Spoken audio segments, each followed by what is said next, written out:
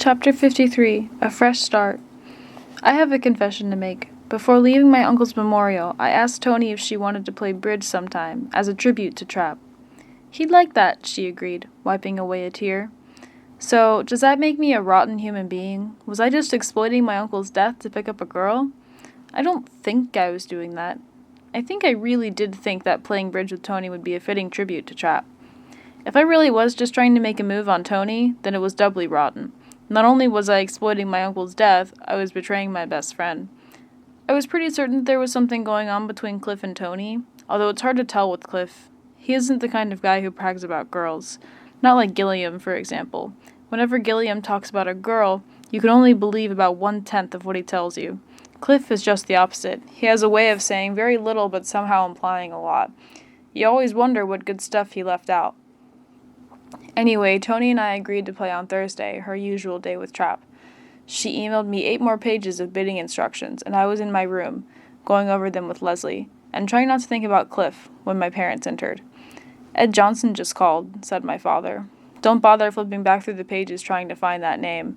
I didn't know who Ed Johnson was either. It turned out he was Uncle Lester's lawyer, the one who helped prepare his last will and testament.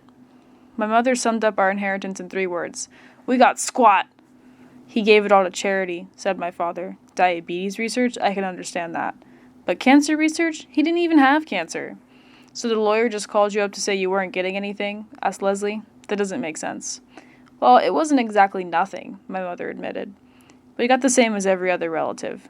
And what did Mr. Johnson call it? A fresh start. All my parents' debts would be paid off, including credit cards, car loans, and even the mortgage on our house. In addition, all of my and Leslie's future college expenses, including room and board, would be paid for. If we had known, my father said, if you had talked to him like you were supposed to do, then we could have borrowed more money. I didn't know a lot about my parents' finances, but it was my guess that their credit cards were already maxed out. Can't you borrow the money now? Leslie asked. No, it's whatever our debts were at the time of his death, my mother explained. We have to provide documentation. What about the pool? Leslie asked. The estate would pay for the amount we owed for the work already done, but not to complete the job. My father complained that some of our other relatives lived in bigger, more expensive houses with bigger mortgages, and that others had more kids who would go to college. I remembered something Trap had told me once about his bridge bum days. Even though he had very little money, those days were the happiest of his life. He told me that the secret to success was to never spend more than what you had. Don't use credit cards. Don't owe anyone money. Once you go into debt, he had said, you lose your freedom. Trap's donations to various charities included a huge chunk of change for animal welfare groups and another for seeing eye dogs. He also set up a fund to teach bridge in schools. The fund would pay for a bridge teacher to any school that wanted to start a bridge club. But don't think all the time you spent with him was for naught, my mother said sarcastically. He also left something just for you, Alton. A book.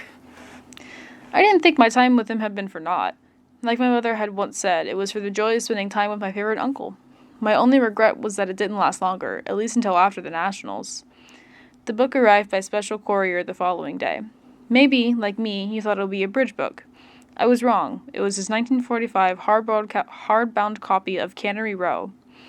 The dust jacket was torn and felt brittle when I rubbed my fingers over it. It was blue back with a dreamlike oval picture of an industrial waterfront.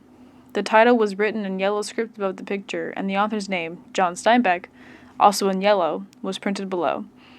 Trap and Annabelle had each held the book I was holding. I opened it and started reading the same pages they had read.